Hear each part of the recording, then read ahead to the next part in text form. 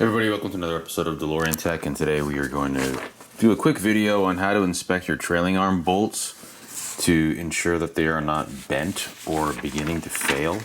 DMC on their website has a pretty good instruction in their knowledge base section on how to perform the trailing arm bolt inspection itself. So I definitely recommend that you grab a copy of this. I'll drop a link in the description for it.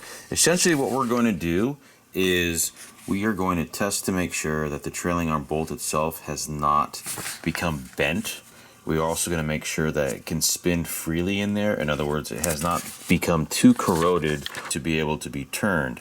So we're going to go ahead and take a look at the trailing arm bolt right now. So first thing you want to do obviously is get rid of the air deflector shields on both sides. I'll just inspect the driver's side here. So this is the driver's side trailing arm bolt assembly. You've got the bolt itself, which is right here.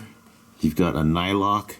You've got a washer. You've got the trailing arm itself. You've got a series of alignment shims in here, and this is what you use to align the rear toe of the vehicle. Then you have a very large washer right here. Then you have the bushing. Then you have the bushing plate, which is secured by 2 bolts. Then you have the frame, and on the other side of the frame you can see the bolt head, and behind that is another large washer. The bolt head on this car is different from what you might see. You might see a hex bolt head on yours. This has been replaced. So the first thing you want to do is loosen this nylock nut right here a little bit so that you're able to rotate the bolt in the entire assembly.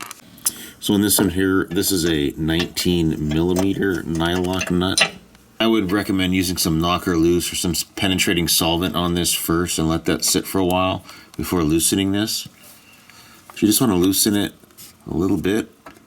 That's just going to allow the bolt to rotate freely inside. And what you do is you can take a socket on the other side, and I think the original bolt is a 19 millimeter head on it, so you would just use a 19 millimeter socket for that. But in my case, I'm using an Allen hex attachment here on the end of my socket. So what I'm going to do is I am going to rotate the bolt so you can see it rotating there. And it's rotating freely. And what you want to do is, while you're rotating the bolt head there, you want to keep an eye on what's happening over here with the bolt, and the trailing arm in particular, while you are turning the bolt head. So as you are over here rotating at the bolt head, I'm rotating the bolt itself.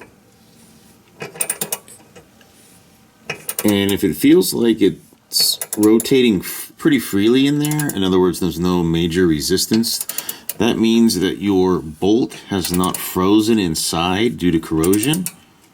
The other thing that you need to check for is any sort of deflection while you're rotating it of the trailing arm itself. So if this tends to move up and down, then that tells you that your bolt is bent and it needs to be replaced as soon as you can. And you really have to pay attention. Go slowly and just keep your eye on that trailing arm. If you see it move while you're rotating this, that's a bad sign. As you can see, this one here is not moving at all.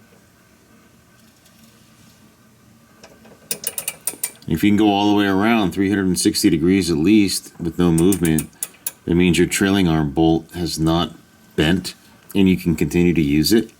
And this inspection you should do at least once a year. I would say if you drive the car a lot, do it at least every 6 months, just to be on the safe side. So also inspect the bushing for damage. If there is any cracking or any signs that it's separating from the metal sleeve inside, that's an indicator, because the bushing itself is also very important to this entire assembly right here. So once you're done with the inspection, just tighten up the nylock again. You can also hold the nylock and tighten it from the bolt head.